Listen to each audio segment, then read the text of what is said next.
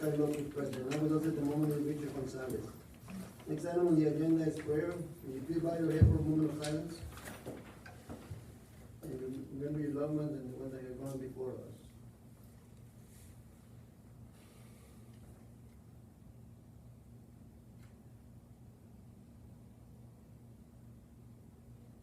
Amen. Order number 3, flag allegiance. Allegiance to the flag of the United States of America and to the republic for which it stands, one nation, under God, indivisible, with liberty and justice for all. You can turn your cell phones off or put them in silent.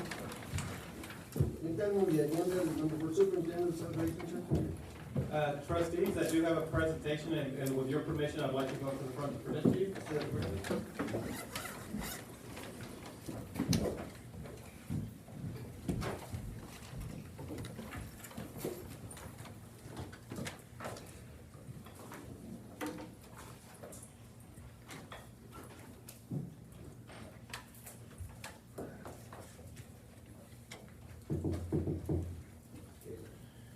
All right, trustees. Well, first of all, I'd like to thank you for the opportunity to speak to you from this direction, but I also wanted to talk to you, speak to you along with our leadership team. But last week, because of your support and your blessing, we had an opportunity to come together for our Leadership Academy. And I wanted to share just a couple of highlights on the Leadership Academy with you at this point. So the first thing you'll notice,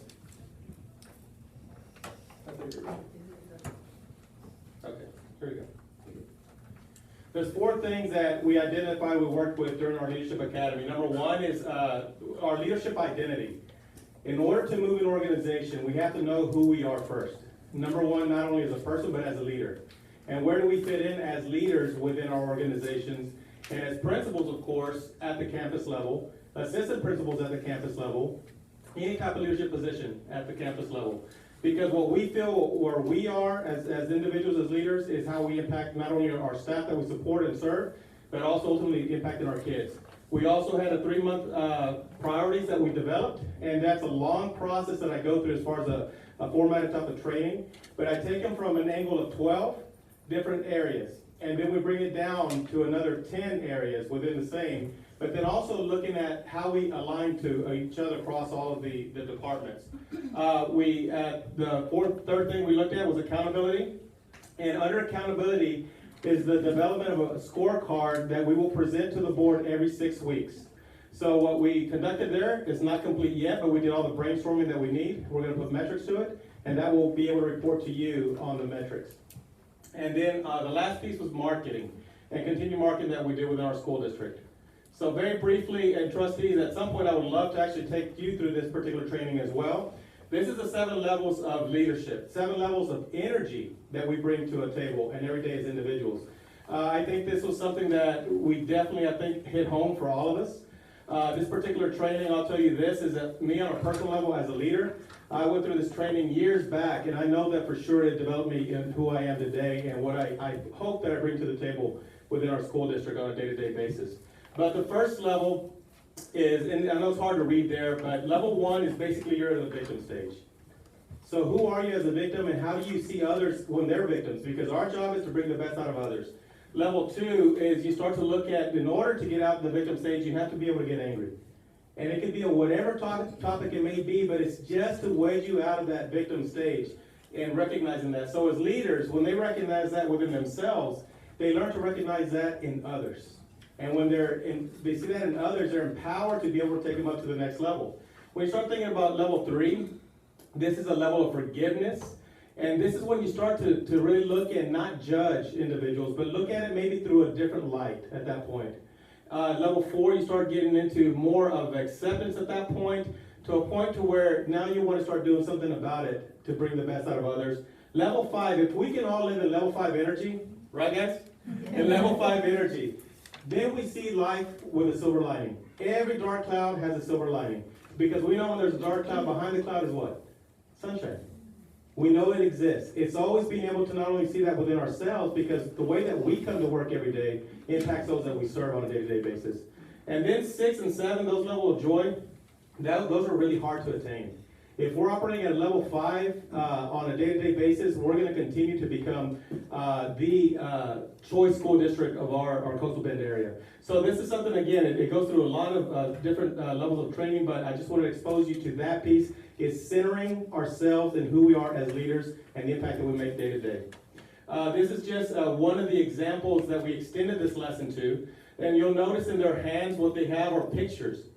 Well, the pictures was a format that we brought together where we were all asked to bring a picture of ourselves when we were young, you know, mainly in our elementary years. Why? Because we wanted to reflect on who we were then, and what is it that led us into education, and what is it that trigger that really brought that passion out of us. So I'm just briefly, just for fun, I'm going to show you part of the picture so you can identify who some of these individuals are. Ready? They don't know that, so I'm going to bring this up to you. Don't get nervous.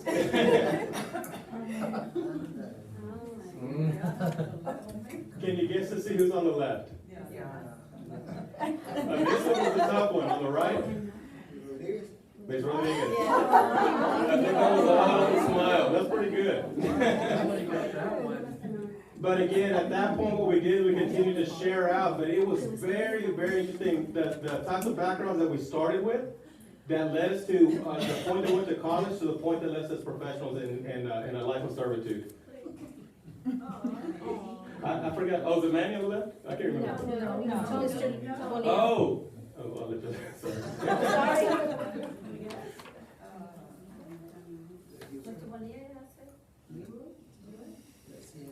Was Tony Bonillas on the left? Is that you on the right? That's you on the right. Toothless. On the left? Get this. This is a hard one. I can figure it out.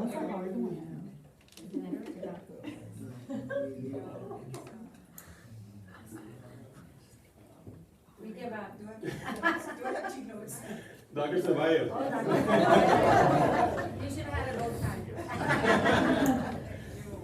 So again, within the purpose behind this and really and the level of the activity is discovering who you are, where you are today, and what led you to the leader that you are in everyday servitude. Because it's about service. It's not about a position, it's not about a title, it's about service, and we all have different responsibilities in the levels that we're in. So the next big piece of it, we brought everyone together. And this particular process, this is a two-day training in itself, but I condensed it quite a bit to just get the gist of it. But the thing is, for you trustees, you're going to have a product. And that's our goal, is that anything we're going to do, you're going to have a product that you'll be able to hold us accountable to. So this particular piece, we went from 12 different areas, and I took them through a process.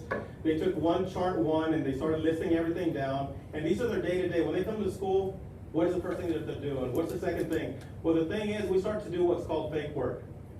Fake work basically is I'm doing everything that I think I'm supposed to be doing. I'm running 100 miles an hour. But is it making a true impact on the overall goals of what we're trying to establish as a school district? The other piece was interesting about this. I don't know if you can tell that little black, like 3 little circles on the top left-hand corner. Those are actually, there's a fourth one. Those are wheels. And I'll connect the wheels a little bit. Those are 4 different areas that we target within our school district. The stretch is, and it was so interesting, when I collected all the information from them, and those are all color-coded. So how many of you were yellows? And you can tell by the different departments, like heavy in one particular area. And I said, so what about the other 3 priorities? When you come to serve in our school district, it's not just about what you do in your entity. It's you're stretching yourself to support those 4 overarching areas. So at the very end, what ended up happening through this whole process is that if you go to any of our offices, you're going to find that chart in our offices. And those charts are basically the 6 priorities that they committed to, plus a personal priority at the very end, within the next 3 months, that ultimately is going to have an impact not only on their campus, but the overarching goal of our school district.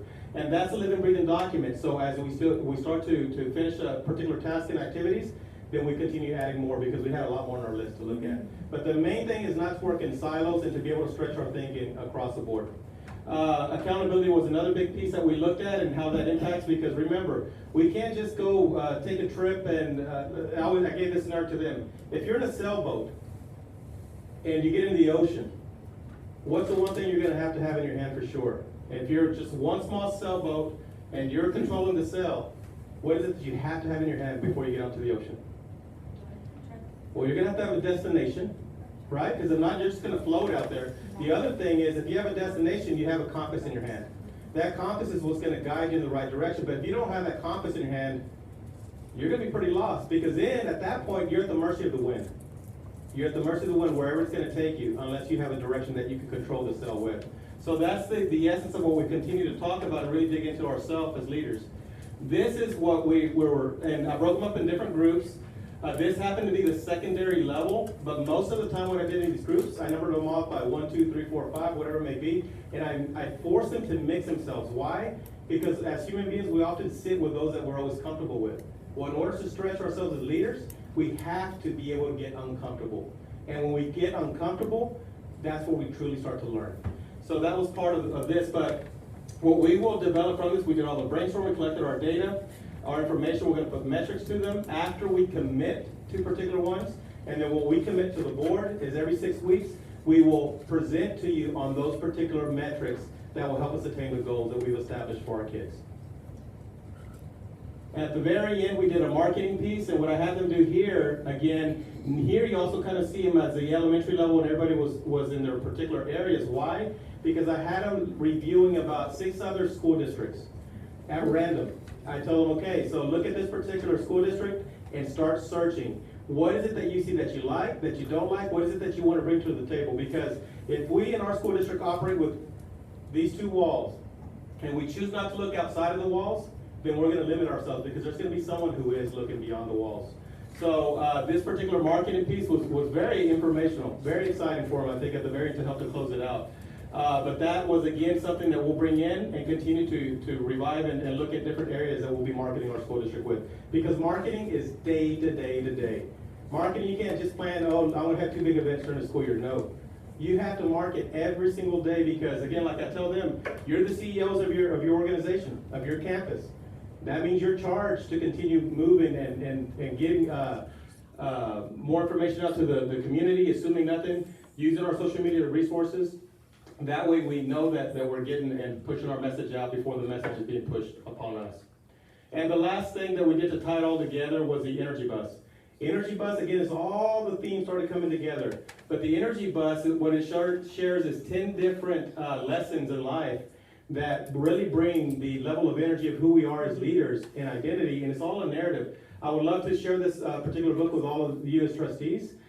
This is it's not a long read, but it's a very powerful story. But it's all about having a positive perspective on life, and that is not without accountability. It's a positive perspective on life that we always can operate at a level 5, always see the silver lining, and that's what to shape us as individuals and as leaders. So at the end, I shared this particular, actually I infused this throughout the presentation, but these are very simple ways to improve your self-work performance. And it's not something right at the beginning. If you look at the very first one, and you might find maybe a little humor in it, but just look at that. Do not hit the snooze button. Take control of self. So basically, a lot of us, when we wake up, what do? You hit the snooze button. You hit it again. What did you just do as soon as you hit the snooze button the very first time? Life took control of you instead of you taking control of life, because instead of actually you hit it to turn it off and get up out of bed, at that point you're already under control on a different entity. Basically, the power of yourself got the best of you at that point. Number 2 is identify 2 goals you want to accomplish that day. You don't ever want to get up and just start wandering like that cell without a compass. You want to know what you want to accomplish today in order to feel motivated to continue moving forward. The third one, do not pick up your phone to check out social media. Why? What's the first thing a lot of times we do? Right when you wake up, you pick it up. You've lost control of yourself at that point, because now you're going to compare yourself to others in their lives, and you try to find yourself within that. So these are very simple, practical, but the thing is, if you look at number 5, this is the one thing, then I'll stop on this one. Number 5, organize your thoughts and self before you walk out of the door. Why is that so important? Because if you're already walking out with a wrong attitude, with the wrong persona, guess what you're going to do as soon as you step into the door of your new house when you come to school that day? Now you're going to impact 100 people, 200 people, 300 people. You got to know who you are and who you're bringing to work on a day-to-day basis in order to serve in the right direction. So that just gives you a glimpse of what we did. or two and a half days. I can tell you this, it was from minute to minute. We really enjoyed each other's time, and I think that we learned a lot about each other, which I think was the most powerful piece.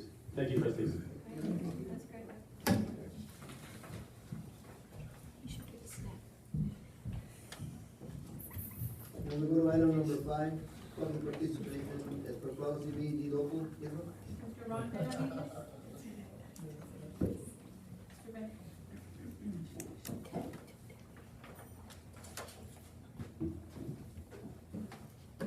Dr. Wyndham, and all board members, and everybody here. I just heard Dr. Wyndham talk about quite a few subjects. Many of us have gone to many symposiums, seminars throughout the nation. I know I have. I've been them, I give them. So the one thing I wanted to clarify, and I want to support you and echo what you said, in short segments, we always say, well, we don't want status quo anymore. Status quo is not positive. It's not moving forward. So what we need to do is we need to change to status grow, not status quo. Status grow, whether it's the school board, whether it's the utility board, whether it's the city council. And words are cheap. That's why, as I visit with you many times, I want results. I look for results. I've been doing what I've been doing for 36 years. And it's funny how some people sometimes, my good friends, Dr. Borchers, been with me doing things for 12 and a half years. They said, what do you do? I said, I make results. I make things happen. Make it happen.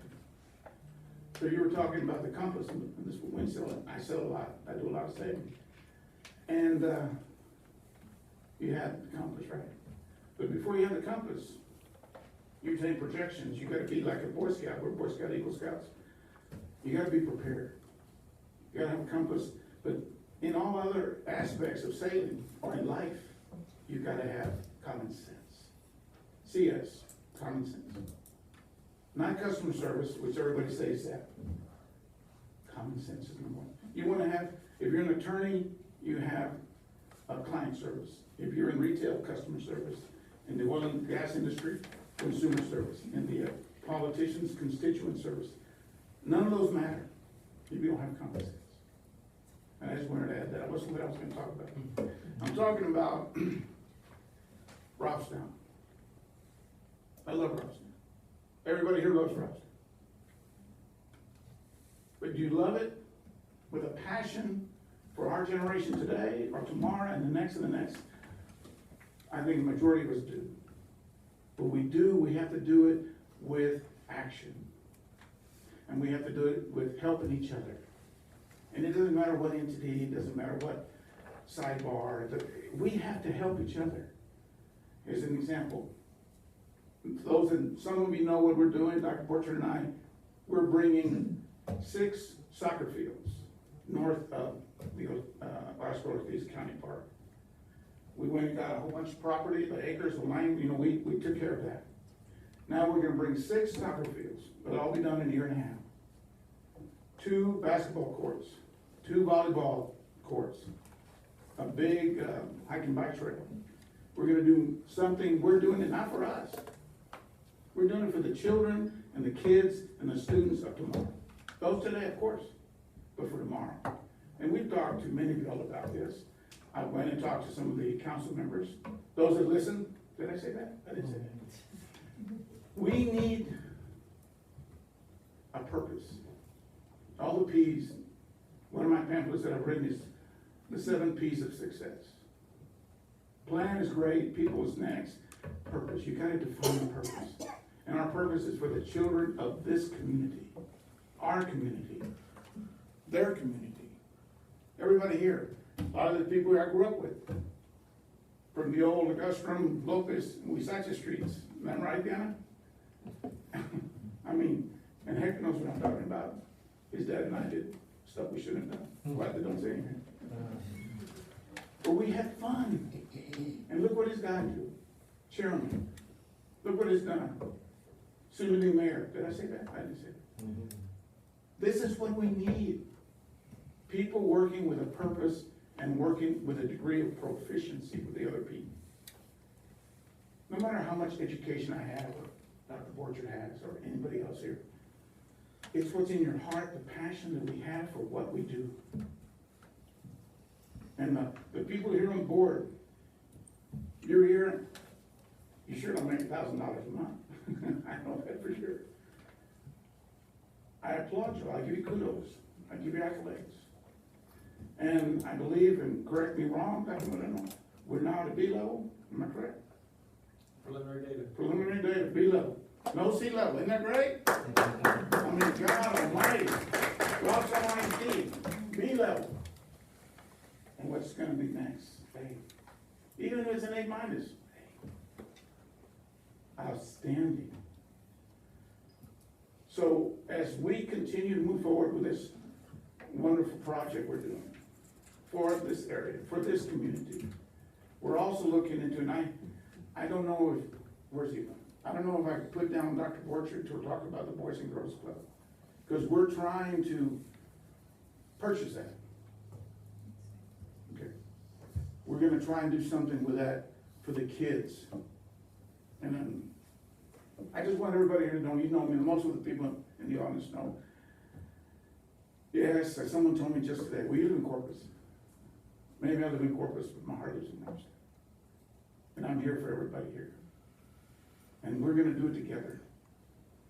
And that's the profit that I'm looking for, not P-R-O-F-I-T, folks. P-R-O-P-H-E-T. Everyone here's a profit for your child, for your student, for your grandchild. We are the prophets, the messiahs. We're gonna do it, but we have to do it collectively. And we have to do it passionately. And with a true, visceral, deep purpose. Thank you, folks. Thank you. Anybody else? Can I ask, I know I called earlier, No, I don't know no, if she wrote it up. Dr. Borchard for 3 minutes. Yes, you see. Okay, Dr. Borchard. Okay, thank you. Thank you, distinguished board members, superintendent, Dr. Moreno. You know, more than 20 years ago, I had an opportunity when you finished residency of, and I think a lot of you guys know where Bernie sits. I had a real good offer to go to Bernie. It would have been, you know, me and my wife, I guess we kind of regressed a little bit. Yesterday we went, both of us together, and watched The Lion King. It would have been, everybody was saying, Hakuna Matata, right? Means no word, right? And but one of the decisions we made, that I made, and together with my wife, is that I felt a calling here, because I grew up here in Lobstown, I graduated from Lobstown. And I grew up on 108 Nebraska Street. Okay, we used to play football, barefooted, calloused feet and stuff, and I'll tell you, so 20 years, right after that, we made the decision, we started construction. I remember there was a lady that, I guess she made an effort to stop by, and she told me, so what are y'all doing there in that property there on 500 East Avenue J, where we have our office, the train looking office? And it was still under construction. And she said, what are y'all doing? What are you doing there? I said, well, I'm gonna do a pediatric office. She goes, bad mistake. So what are you doing here? I said, everybody's moving to Cal. And I said, you're wrong. I said, because we're here 17 years later. And I'll tell you, I see the young futures of Robstown. And because of the job the teachers have done, the future looks great for Robstown. But if we all work together, and I'll tell you, one of the things that I wanted to do 15 years ago is I wanted to kind of give back in a different way. And so one of the things that we did, I'll tell you, over the weekend, I got up at 5:30 in the morning, Saturday, and I started working on the bylaws, finishing the bylaws. I mean, man, it's the bylaws of the soccer, and it's gonna be called Viva's Football Club. live life, okay? And, so 5:30 in the morning, and I said, I'm gonna be done by noon. 9:30 last night, I finished the bylaws, and I mean, it was all day, neck all stiff. But I'll tell you, and I do it for the kids, and the same reason you guys do it for. Because these kids deserve it. And, you know, one of the things that I wanna work with you guys, and I wanna maybe propose something and work together with the school. Cause I do a lot of parenting classes, and I do a lot of like behavior and kind of guiding these kids and building their strength. And it's all about building strength. Is maybe cooperating with the school and doing something real neat. 2020 parenting next year, and if we can do it, cooperation with maybe the drama club.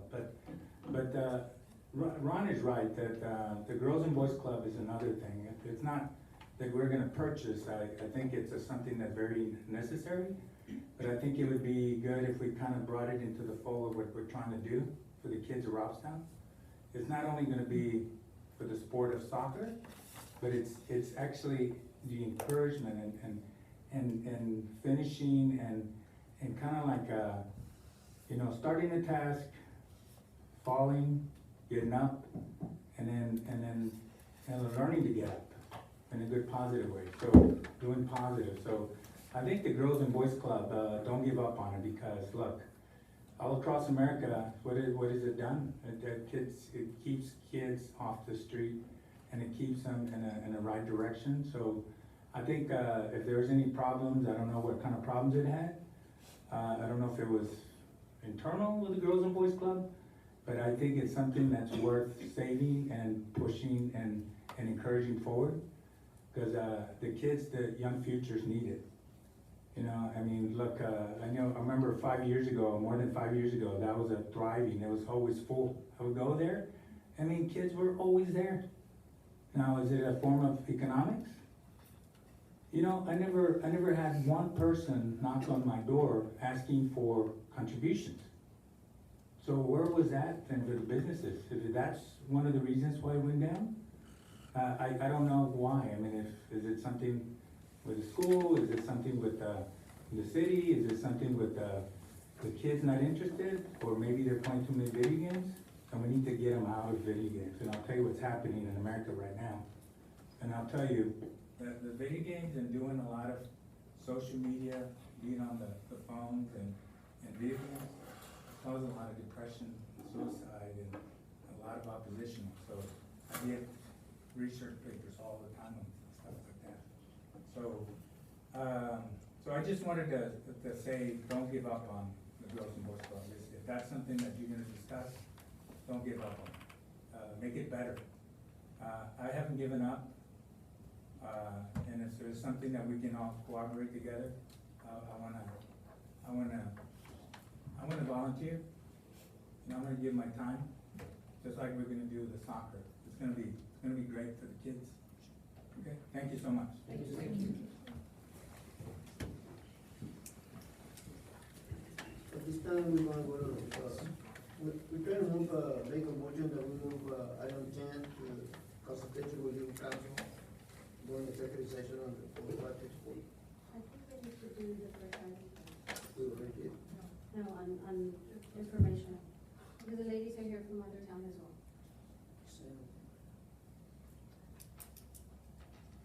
No, that was my motion. Well, yeah, we need to vote on his motion. He already made one. Yeah, I made my motion. Do I have a second? Okay, motion died. No. Let's go to item 8, presentation of Boys and Girls Club Protocol School Plan.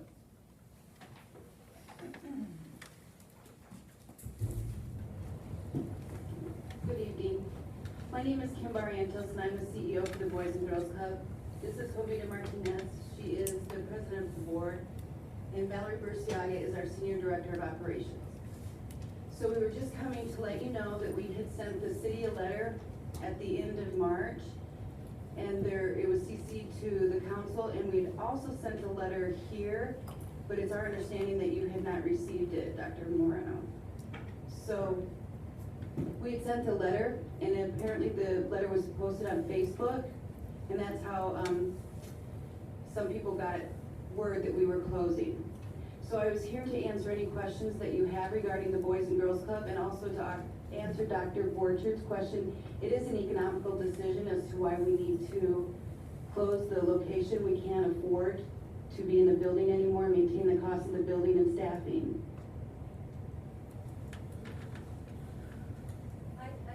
My only question that I would like for you to kind of share with the entire board and those that are present would be, what can the community do to continue the service of the Boys and Girls Club in Robstown? What can we do to continue your presence? Because obviously we have a facility, there was agreements when the facility was built that it was gonna be for recreational purposes for students. And so, you know, our district has worked together with the Boys and Girls Club for several years. Like Dr. Borchard stated, it used to be very vibrant and there was a lot of activity going on and great participation. And in the last several years, it's kind of dwindled down. Yes, it Many of has. us in the community aren't aware of what started that, but And I guess I'm not totally aware, I've only been with the organization for about 2.5, so I don't know what it was like when you guys were talking about it being vibrant and a lot of children there. I've just noticed that the decrease in numbers in the past probably 3 years. And yes, we have partnered with 21st Century, and they have brought students to the facility. They bring them every day, a different school. So there is participation, but it's not our core membership. So when you have kids from the 21st Century program coming, they're counted as members, but in order for them to really count in our statistics, and for funders, when we try to go out and get grants and contributions, it boils down to our ADA, which is the average daily attendance. And the average daily attendance is very low, it's like 15. And those are kids that come 3 or more days a week to our facility. And 7 of the 15 kids are coming from Cal Allen. There's only 8 youth that actually are members and come on a regular basis. And I'd like to clarify on that, just, if you don't mind sharing a little bit on that too. And trustees, I want to let you know too, I have a letter that I put together just as a response, but also to really as a stance as far as the school district. Just again, you know, there's always definitely, hopefully, an open opportunity to continue discussions. And one of the things is just assuming nothing. So what we do is we provide roughly about $20,000 a year to the program, and that's roughly an equivalent of about 400 memberships. And to clarify, part of what she's sharing there, it's memberships above and beyond what we do as a school district. So I want to make sure that's clear, because I think when that letter went out on social media, I think that was one of the first questions is our enrollment going down? Well, no, we're still sending kids on a day-to-day basis. We send, every afternoon, we send kids to the Boys and Girls Club. It's, the clarification is their membership on top of what our membership counts as. That's where I think that, to clarify if that's what you're meaning by it. Yes, that is what I mean. Thank you. Because I believe that there's only about 8 students, or not students, 8 children within Robstown, and I think there's another 12 or so in Cal Allen or something like that. So that's on top of what we do already as a school district in the Yes. partnership with the Boys and Girls Club. Yes. And in order for us to maintain grant funding from several of the grants that we receive, they have to pre and post test. And when you come once a day or once a week, we aren't able to pre or post test. So unfortunately what's happening is we're also losing funding from the grant sources that we had that was helping offset the cost. So what it boils down to is we cannot afford to stay in the building and the facility as it is now, but we would really welcome partnering still with the school in 21st Century to offer programs that we do have at the school. I know that, one of the other, questions I had when I reached out to you guys after listening to comments from people after the posting on Facebook of that letter because of the closure of the Boys and Girls Club. We were trying to figure out what can we do as a community to reach out so that that facility can still become available. Because the 21st Century program already services the kids with similar programs that you guys do. And so we need to now come to the table, it sounds like, and come up with other means, other services that you can provide to the students of Robstown. that won't kind of interfere with your grants, and also reach out to the city to see what can we do with that facility. And I think that's what you also provided to us, Dr. Moreno, with the, construction and joint use agreement. Yes, trustees, and this is as of today that I was able to obtain this particular document that I passed out. And this, I had a meeting this morning with the city manager. And I requested last week, is there anything else, any other options, anything as far as the facilities are concerned?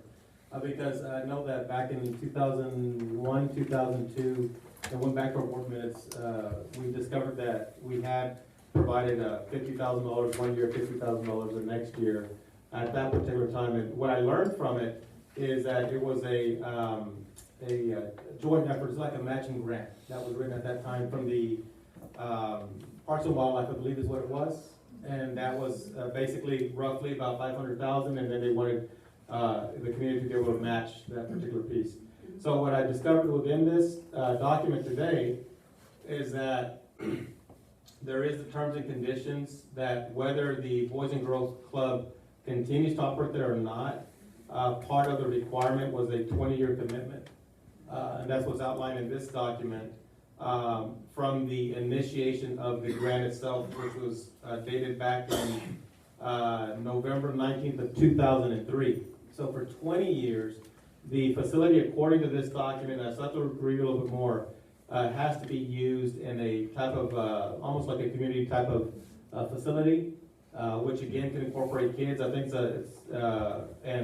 or community members as a whole. But I think that's another avenue to continue looking at that, knowing that to attain or use it or be able to continue using it as a community type of recreation area, there are certain requirements that the city was more than happy to share in their discovery and their research as well. One thing that was mentioned to me is if there's any ideas or anything that we as a school district would like to come up with, or committees or organizations, that they'll be more than happy to hear it out and see how the building can continue being used as a community in the community function. And like I said, the commitment to the school district was up to the 20-year mark because of part of our donation at that time, which takes us again into 2023, November 19th, 2023. And that is just something, trustees, that I learned this morning. Well, Kim, can you also just share to kind of firm it up, what your board members had stated with regards to having the services of the Boys and Girls Club back in Robstown being with the condition that the city would actually operate the facility? Because that was one of the biggest factor, was that you couldn't sustain the operation of the building because of the costs and repairs and everything that comes with running a facility. Has it been voted by your board of directors to close? Yes, When did that vote take place? that vote took place in May. So did we get anything before that vote? No. Any proposal to your board of directors that you guys were gonna close if we couldn't come up with this? So we We were had- not given the opportunity to save, per se, the Boys and Girls Club? The city, we had met with the city and we had met with some staff from the school. Before the Yes, vote? before. And why did you not come here to the school district? Our contract is with the city, and we were still doing our contractual with the 21st Century Grant. We were still serving the kids. But we need to work with the city because they are the ones that own the building. So even though 21st Century is with the school district, you needed to work with the city council? Yes, we were still fulfilling our contract when we were in 21st Century. We were still providing services for the kids. And that expired July 12th of this month. That's when you decided to shut it down? In May. This has been something that they've been talking about for probably the last year and a half, 2 years, maybe a little bit better. It's kind of, ironic that we never heard. Yeah. I never knew that they were closing. Well, I hadn't heard about it because I sit on one of the committees for the United Way, and United Way is one of your biggest funders. So I had heard that, but it was never a definite. I mean, I'm glad to get all the information, I'm just confused as to why we're involved with this, because this has nothing to do with the school, am I correct or not correct? We have No, well, I understand that, but it's still up to the parent to go roll them up, to go enroll them. Correct. Right? Correct, we're in a partnership to support the community efforts, and that's in the 21st century. So we do provide kids on a day-to-day basis. Right, but then the kid, they only get so much credit off of the school district, it's still up to the parent to go enroll them for your, Correct, for for your average anything. in attendance. Right, Yes. and that's where the slip was. But I think what we need to do is, as a whole, the community, get people to enroll. But is The there an other- option at this According point? to this contract, there's a we have a partnership, so there is. we do Your have partnership is with the We're city, stakeholders though. with the city, yes. And that would be with what I learned, again, is for the facility itself, Yes. how the grant was written. And the other angle, Lori, would be that, the school district through the 21st century, we're providing the children to them, but we also are providing the same services, very similar services that they are. So that started being a conflict because their grants were now not gonna be coming forward because they can't provide the same services we can. They have to fulfill their numbers. And so this is where now we come in, we do have to be involved, just like we when we communicated with you, it was more like the acknowledgement that we have the children in Robstown ISD to provide to the Boys and Girls Club for their continued service. But we need to work with you guys on the program. Or would we shut down our 21st century? Well, that doesn't have to happen because it works in conjunction and it works in another school districts. Okay, then that's what I'm saying, it ultimately comes down to the parent. Because it does work in other school districts, the problem is, or the difference is the parents, they follow through with it and they do the second part. Here, the school district takes care of the 20%, 50%, right? So the parent has to do the Boys and Girls Club part, and that's the part where it's not getting done.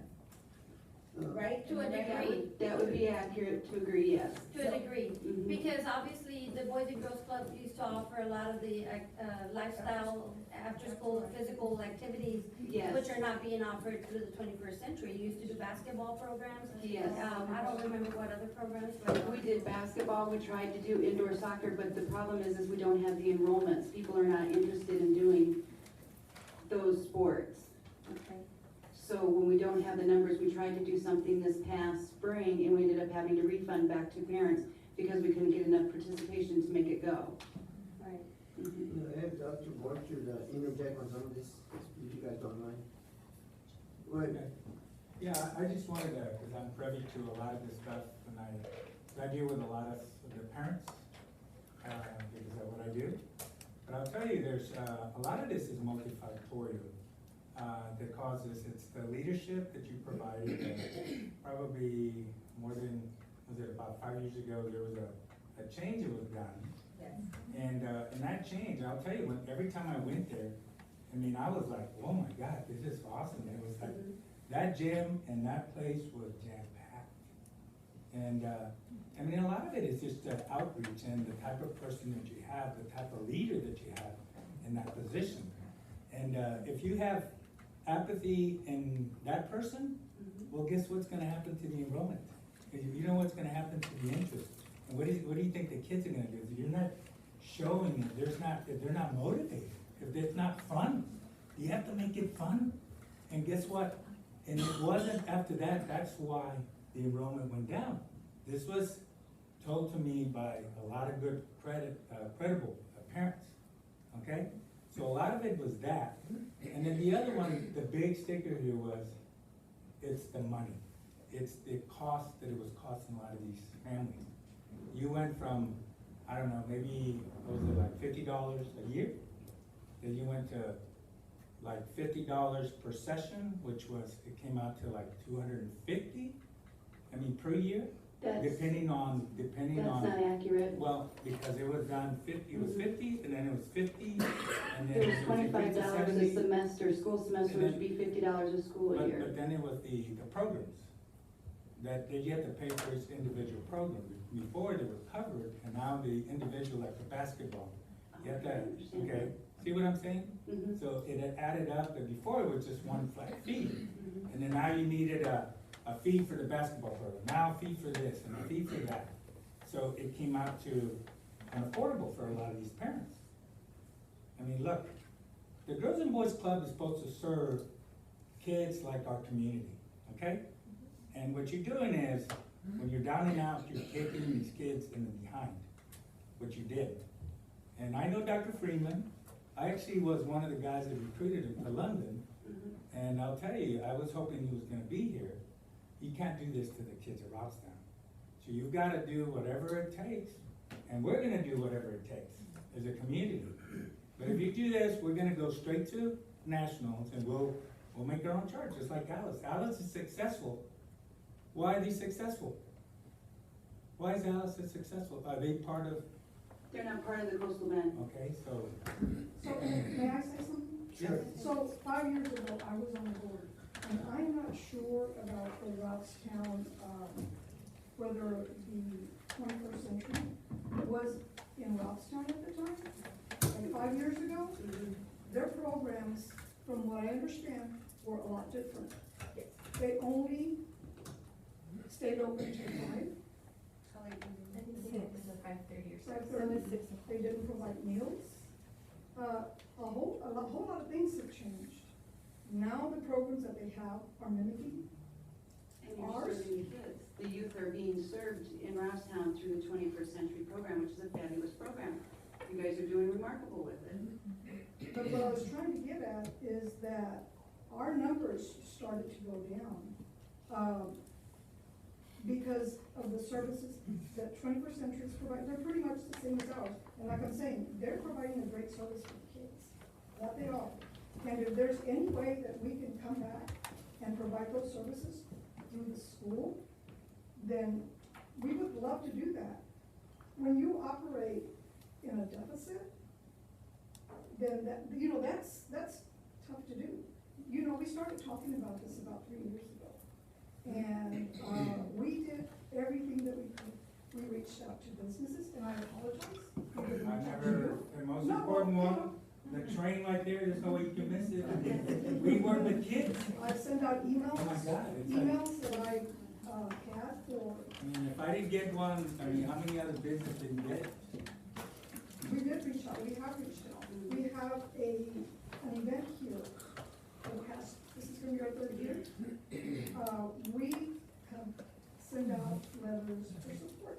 We've had a couple of businesses that have helped out the past 2 years, but, this is money that we're trying to raise for the Boys and Girls Club, for our kids to be able to support, the events here.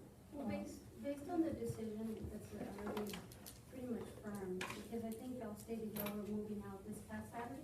Yes, we're continuing to move out and clean the facility and stuff like that, yes.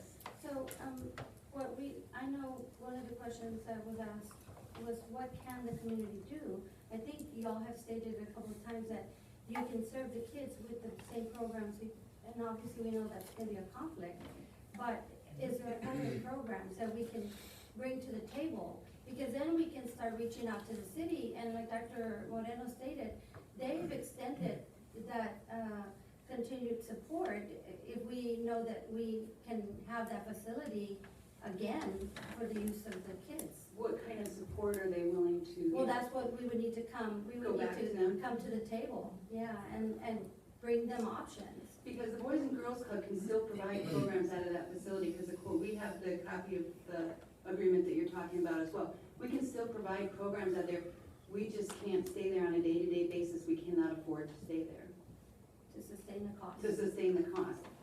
I think that there's a lot of things that we could do to come into a partnership. Maybe there might be something if you open it as a community center or rec center, and we share nights or something that we're there. I'm glad you're sharing that. There's always options, and we have never taken it lightly just to pull up and move out. This is something we've been trying to work on, trying to sustain funding, and have tried to get grants, but when we don't have the membership there, there's not a lot that we can do. Funders are not gonna give you $20,000 for 8 kids. And the other point I'm just gonna add was that when I reached out to you guys, I had stated that I knew that other people would feel the same way. We wanted to have an outlet for the kids, Because remember, I stated to you guys, the kids are in school 7:30, 8 o'clock in the morning. They're there at the 21st century. They need an outlet. I mean, keeping them boxed into one facility 5 days a week, I mean, that's a lot of hours for kids.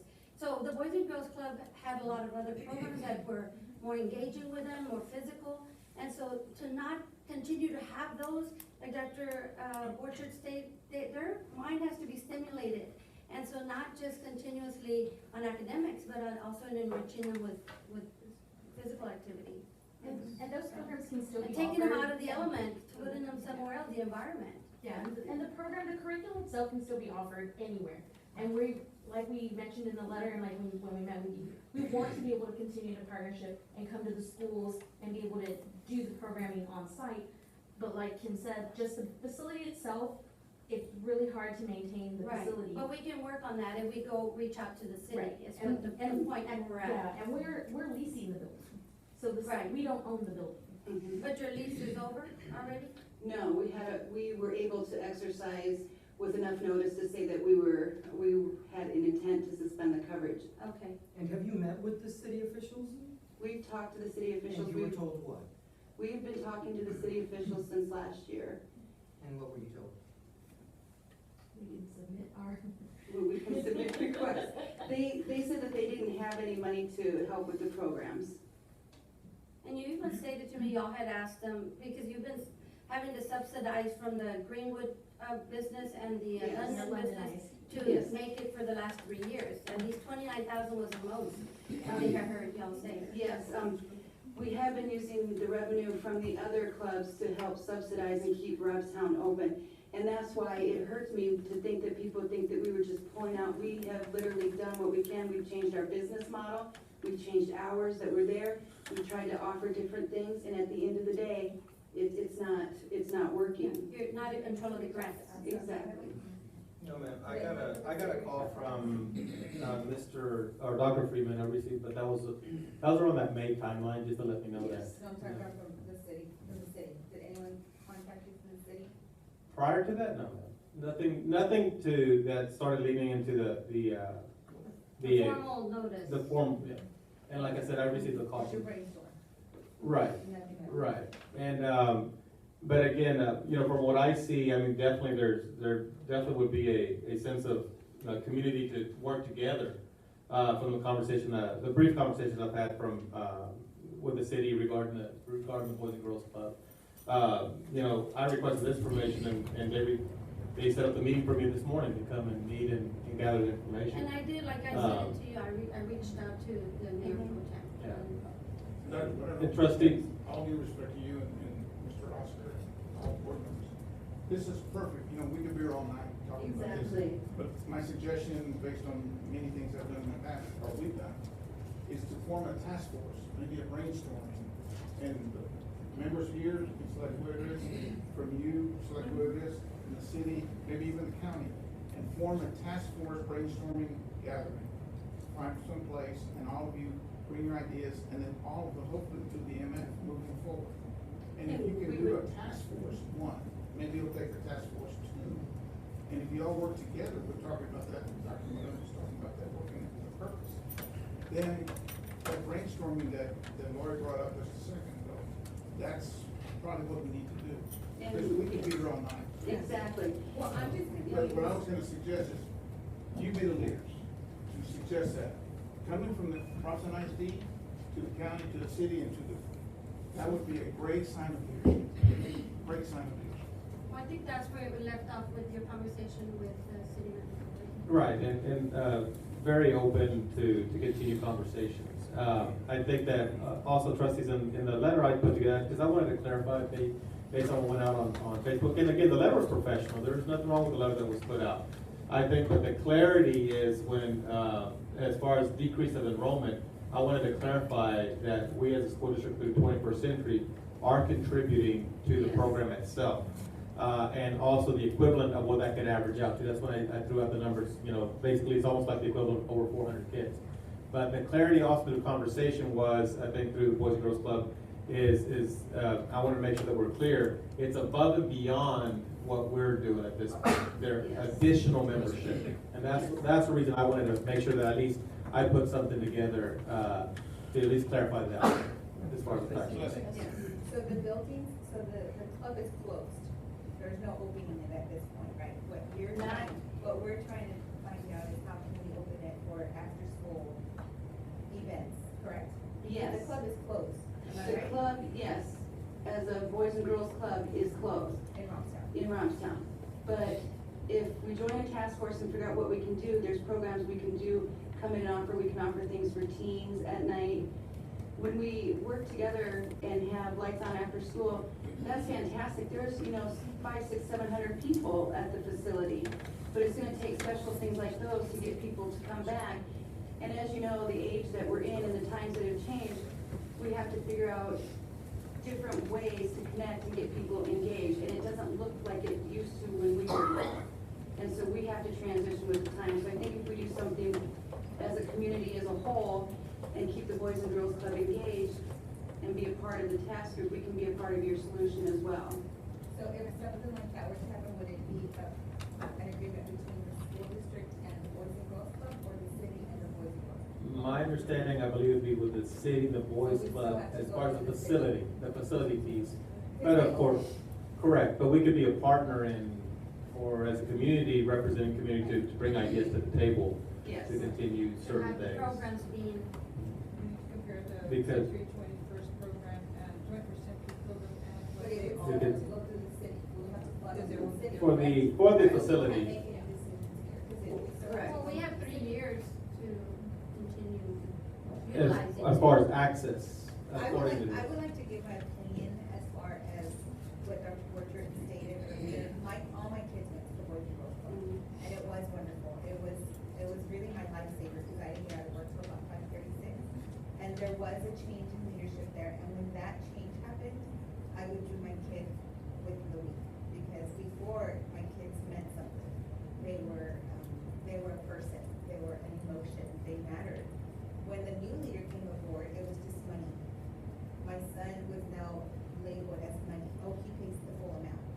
And I didn't like that at all, because it was more of a family before that change, and afterward, it was just a job to the person that was there. So no offense on whoever that person was, but after that, it went down really quickly. I even wrote a letter to the United Way about it. I was very upset about that. 'Cause like I said, I sit on the committee for the United Way on the funding, and I was very upset about that. It was never the same after that. And that's, I think, I can't speak for whatever happened 5 years ago because I wasn't even here in the state. Valerie wasn't here either, she was just getting here, and she was at in Focus at Greenwood. But we do try to, make people family and make the organization flourish and make people feel welcome. So I don't know what happened, but I do know what we were trying to do, and the kids in Robstown matter to us. And we want to see them succeed as well. It sounds like we're in a good place to continue, looking forward and moving forward, and so I think if we can reach out to the city, Dr. Woodrow, we can then come back to you guys. Yep, that sounds good. And, Thank you. and the city representative has been, very open and very cordial on, just open for further discussions. I think, it'd be just taken into council what was recommended, but that's all. Yep. Thank you. From us. Thank you. Thank you, ladies, for your time.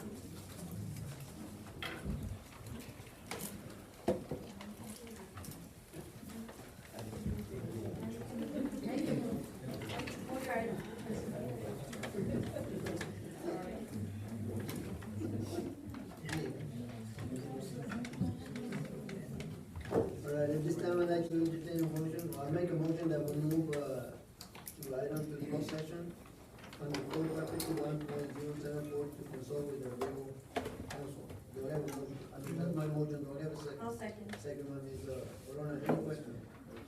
Not all those in favor say aye. Aye. Those opposed, unanimous. It is now exactly 7 P.M. Shall return.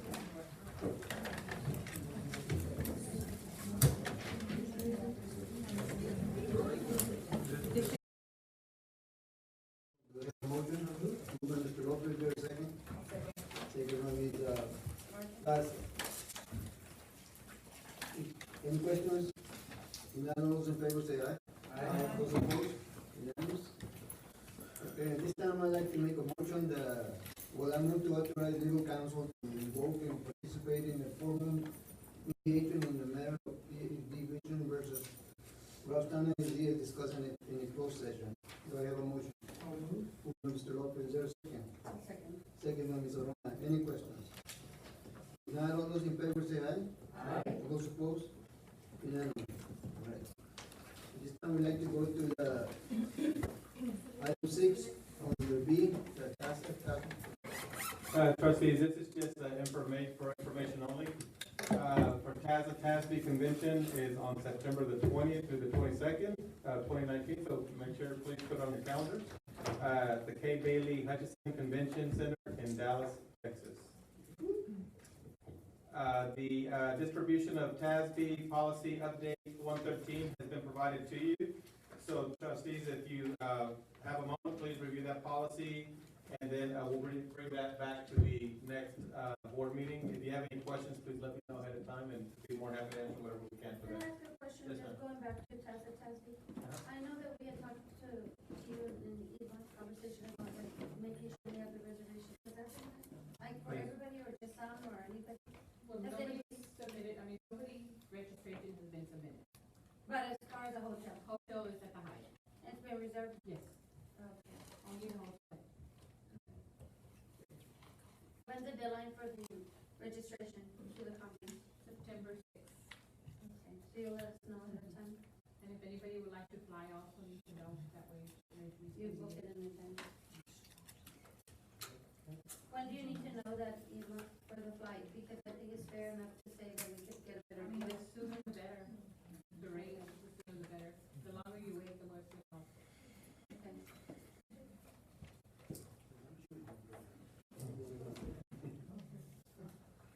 At this time, I'd like to have Ms. Conway to come on up, and we'll go over the list of bills of the month of June 2019.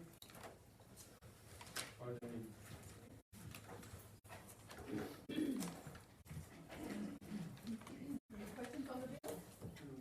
I do, but I'll address them later. There's like too many facts on mine, so. Okay. I have a question on the $25,000 for the printing. I knew you were gonna look at me that way. I'm sorry. What page? It's my fault. I didn't realize it. But it's, it was a $25,000 fee for printing. To ourselves or to an outside? To ourselves. Okay.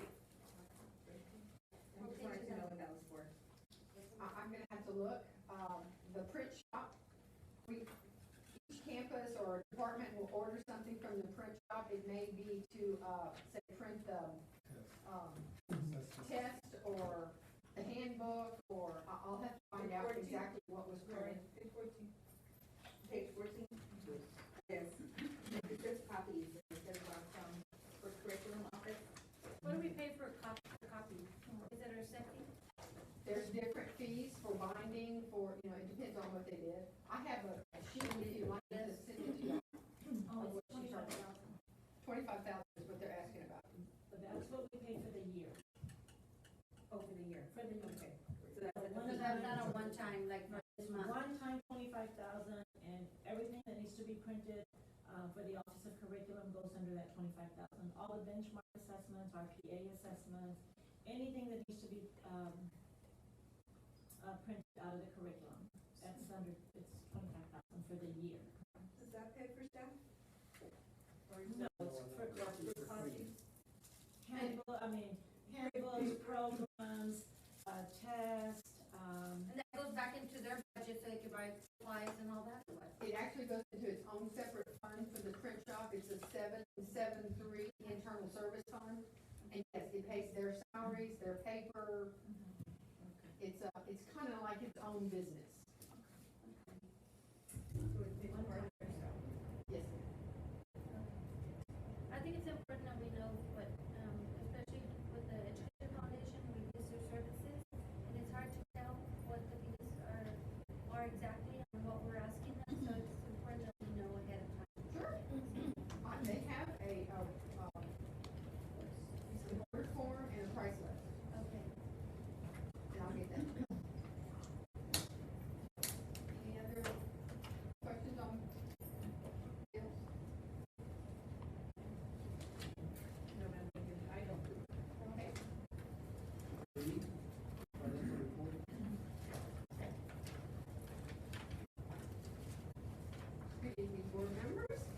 Loretta, sorry about that.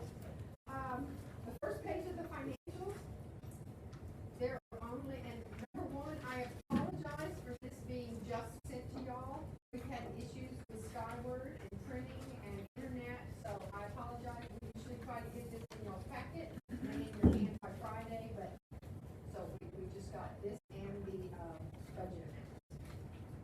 So on the first page, I think the financials look really good this month. There are only 3 functions that are above the 10-month, which is 83%, and that's function 36. Co-curricular is at about 89% instead of 83. That's not unheard of because they're pretty much finished, so that's probably just about all they're going to spend for the rest of the year. Also, 71, debt service is at 96%. That also will be all we're going to spend this year because we made our 2 debt payments already.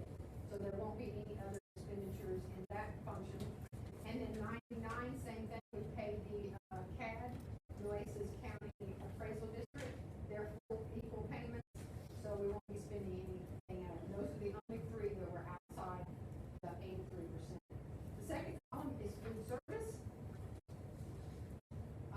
Their revenue, they're going to have about 2 weeks in August, so the revenue is probably pretty much set. When the kids get back, then we'll have about 2 or 3 weeks of revenue for food service. Other than that, we're not going to be collecting any more revenue. And their expenditures are right now at about 71%, so that's in line. The third column is 184. Sorry, same thing, that's athletics.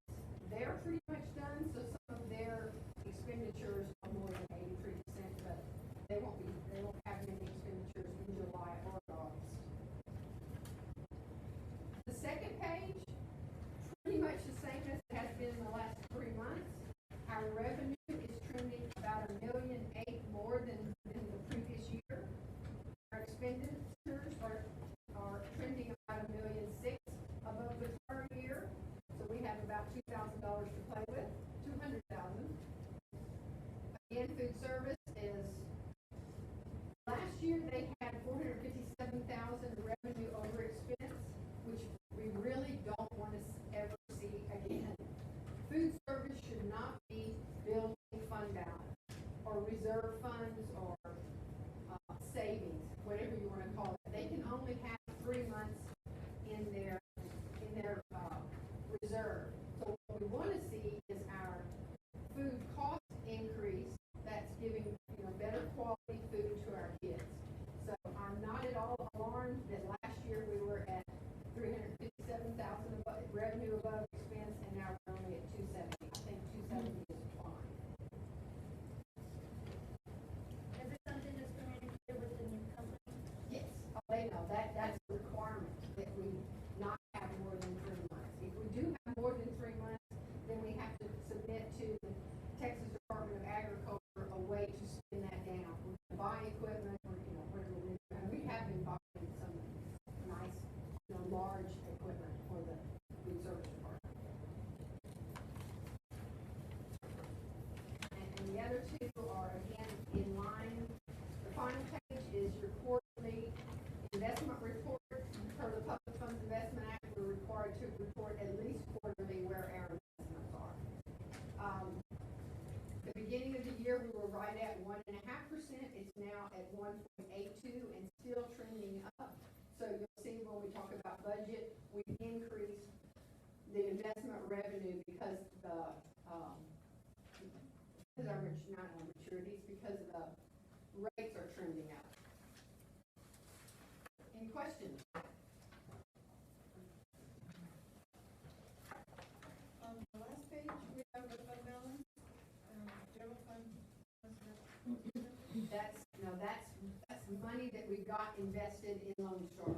What is our fund balance? It was right at 7.1, not counting food service at the end of last year, and that's also going to be in the presentation. And if you'll remember, when we decided to do the roofs, which we didn't decide, we have to do the roofs. Right now, we're considering taking that out of fund balance. So that 7.2 million will drop to about 6.4. Unless, and we're all from FEMA. We still have not heard yet. But, you know, when we talked about that, it was 800,000, but I put another 50,000 in for the architect.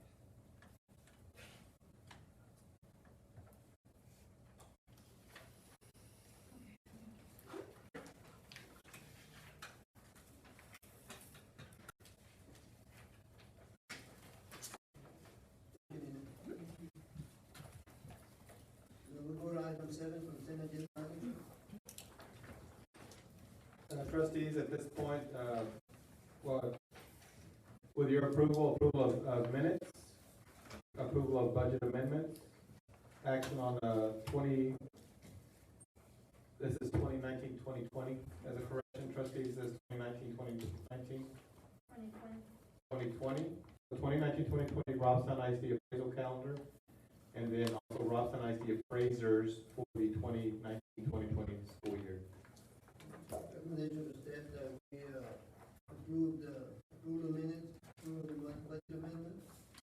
2019-2020 Robstown ISD calendar, the Robstown ISD appraisers 2019-2020 school year. Do I have a motion? Moved by Ms. Rona. Do I have a second? Second by Mr. Lopez. Yes. Any questions? If not, all those in favor say aye. Aye.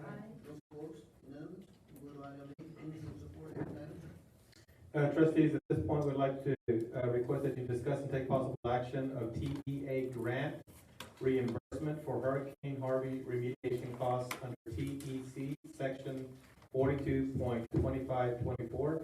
And at this point, I'd like to have Ms. Conway come up to for her presentation.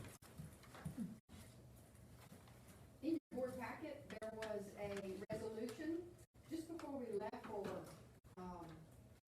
summer break. I got an email from TEA that there's money, $45 million. And we had 1 day to get the application in. So I couldn't get the board to approve it, but they did accept our application pending board approval.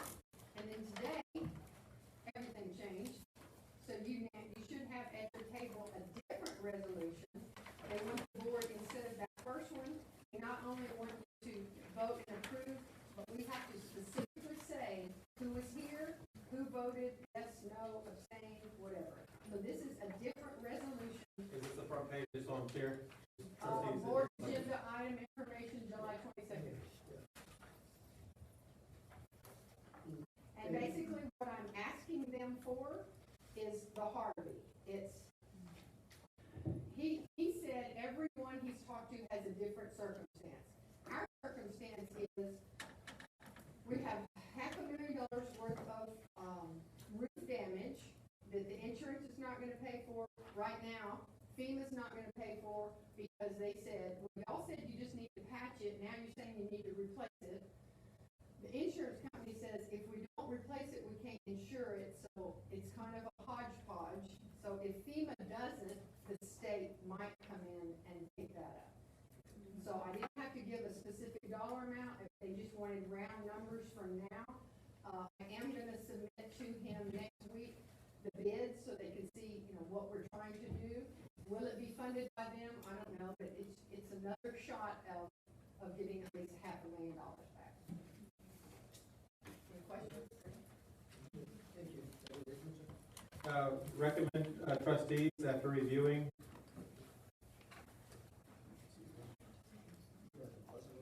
Okay. We need to sign it today, all of us? Yes. Or are you going to read it to please? Okay. So the recommendation is to take possible action of TEA grant reimbursement for Hurricane Harvey remediation costs under TEC section 42.2524. Recommendation from staff that we approve take action on TEA grant reimbursement for Hurricane Harvey remediation cost under TEC section 42.2524. Do I have a motion? Moved by Mr. Lopez. Is there a second? Second by Ms. Rona. Any questions? None of those in favor say aye. Aye. Those opposed, none. Go to B, discussion of the 2019-2020 preliminary budget set number 1, property values. Trustees, at this point, what we'd like to do, I know we've had a few budget workshops. At this point, we'd like to formalize some direction and as from information that we've gathered from you. We'll have a brief presentation. Now, trustees, there is a section I'd like to kick it off first to be able to start the presentation, and then I'll ask Ms. Conway to continue after that. With your permission, I'd like to go to the podium.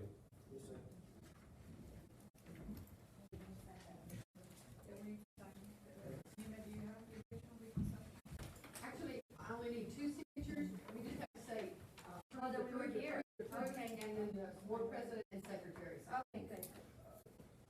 I'll sign this one.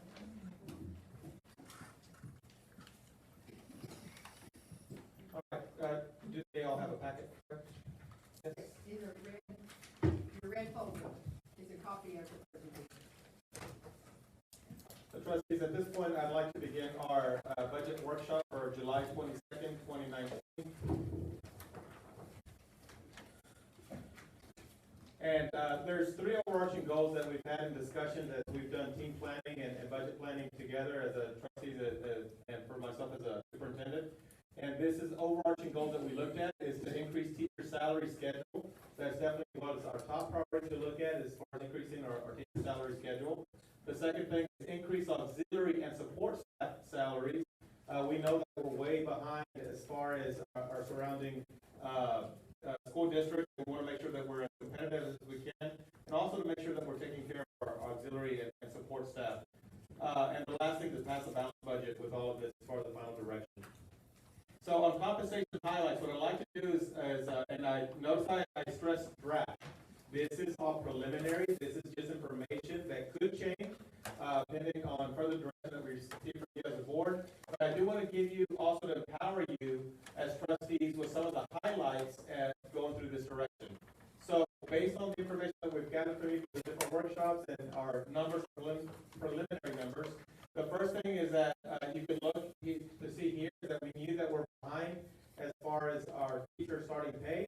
And that's something that right now, based on the current budget, the way it stands, we will be able to make adjustments. So number one, increase new teacher starting pay to $41,000 compared to the $39,770. So that would be something that you would have information to look at.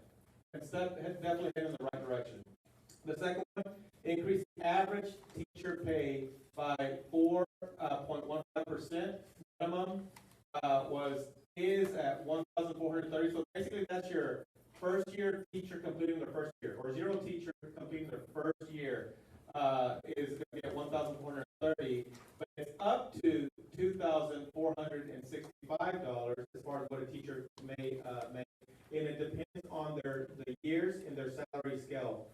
That little range right in there is roughly, I may be off a couple of years, trustees, but it's within that 5, 6, 7, 8, and 9 year range where you'll find that the variance. I will say this though, is that part of that the teachers just completing, there's only 1 year where it's 1,430. On average, it starts there at 1,700 is what you'll see on the actual document. So again, I'm just giving an overview, and once we get to the presentation, you'll see it a lot clearer. Number three, provide professional employees a pay increase of 2% of midpoint. That's a recommendation based on current budget that we would be able to look at. Now the number two, which is the teacher pay, and remember the teacher pay there includes teachers, includes counselors, librarians, and nurses. Okay, so all of those are included with that 4.15 on average. Okay, and the next one would be kind of like your diagnostician, your LSSP, any other professional type of position that is not an administrative position. Those are the only ones that will be able to take advantage of the additional funding that the state gave us, not administration. Administration is separate from that funding. The third one that we propose here, based on the current salary, is to be able to provide administrator pay increase of 1% of midpoint. The next one is average auxiliary, and this is I think would be a feather as far as the school districts have, that we're taking care of our employees because we want to make sure that we keep the best of the best here when we look at auxiliary and support staff. At a pay increase at least $1 an hour. So let's just say, as an example, a scenario, if we gave, like in previous years, let's say a 1% raise or 2% raise, depending on how much money you're making, it could be the difference of, this is a very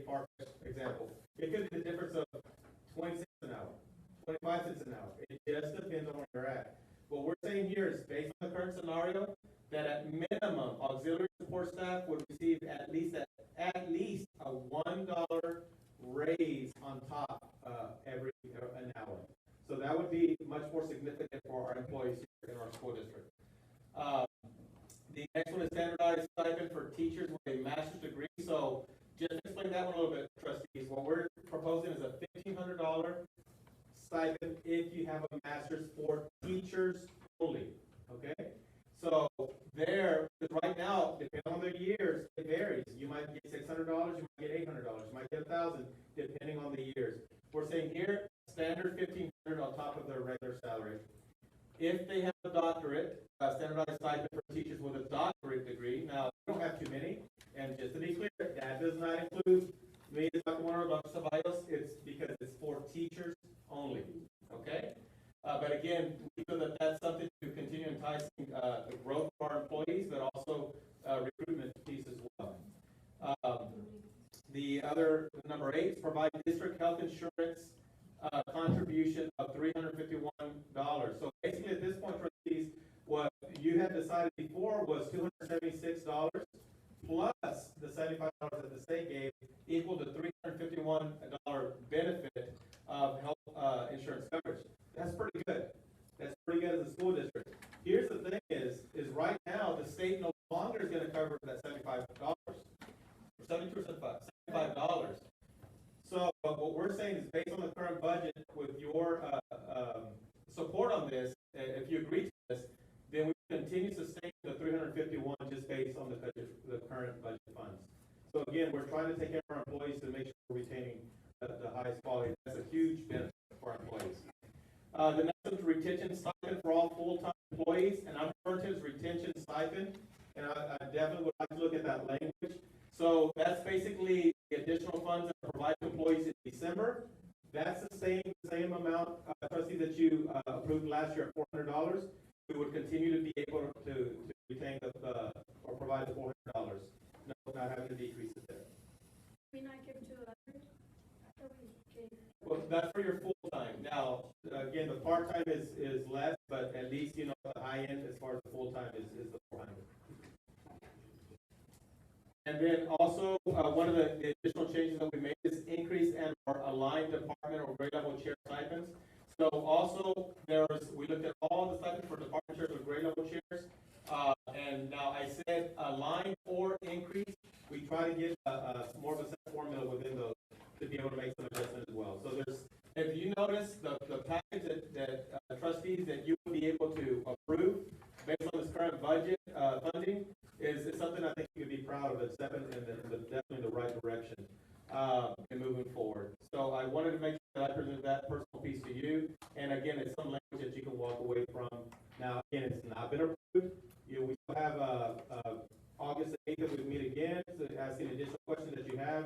But our goal has to be, or we have to, by August 26th, is to be able to pass not only the budget for the 2019-2020 school year, as well as the local property tax rate as well. These are some agenda topics that Ms. Conway will be discussing today. Current budget update 2018-2019, House Bill 3 overview, compensation discussion, proposed the TCLN, that's teachers, counselors, librarians, and nurses salary schedule, and then proposed budget expenditures, prior year versus current year property value discussion, and then the tax compression. So at this point, I'd like for Ms. Conway to come up, and trustees, please ask any questions that you have, or anything that we need to continue to research.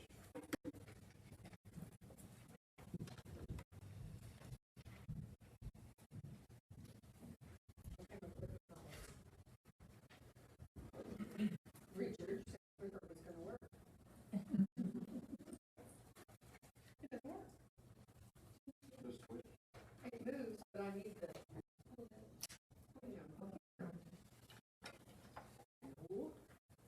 Sorry. You talk about later? It's working, okay, sorry. And if not, I'll ask you to go ahead and step up closer. That way we can at least. I can see. Okay. This first column is original budget. That's what you all approved for this current year, back in August.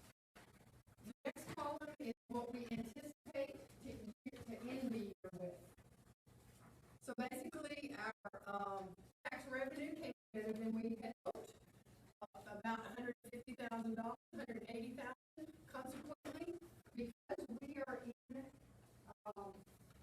pretty much dollar for dollar with the state, if our property taxes go up, state funding goes down. So, that is where we are. And so the bottom line on revenue is we increased about $300,000. We took a lot of that money, did a lot of changes as far as construction. We're gonna end up probably again with an $850,000 deficit, assuming FEMA doesn't help out on roofs.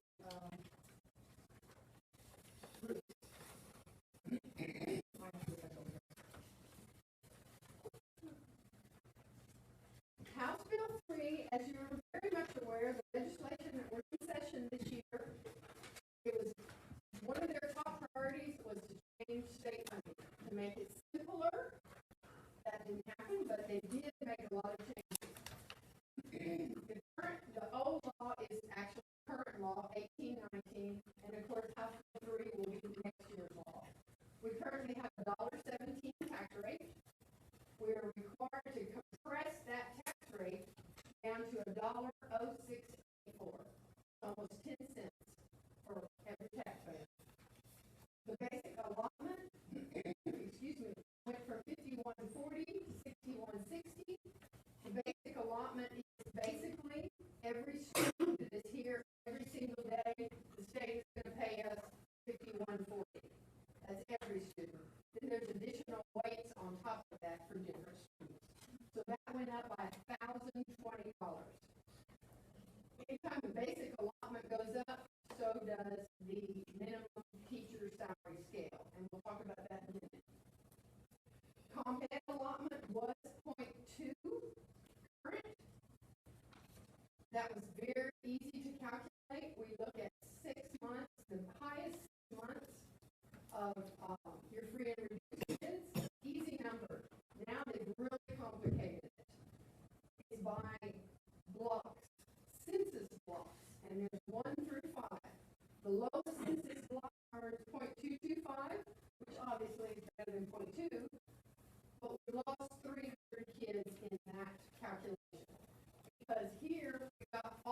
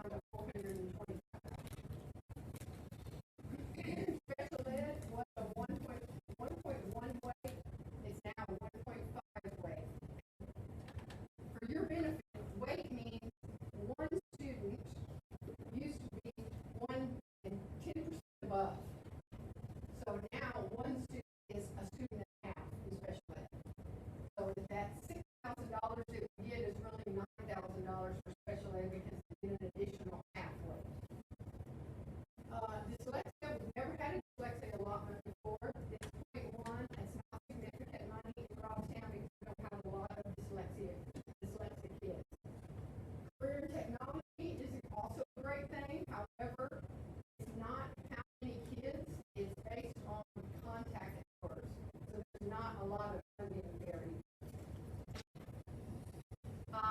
Because we have a lot of special needs kids and a lot of economic disadvantaged, we have a very high public index in Ross, 1.16.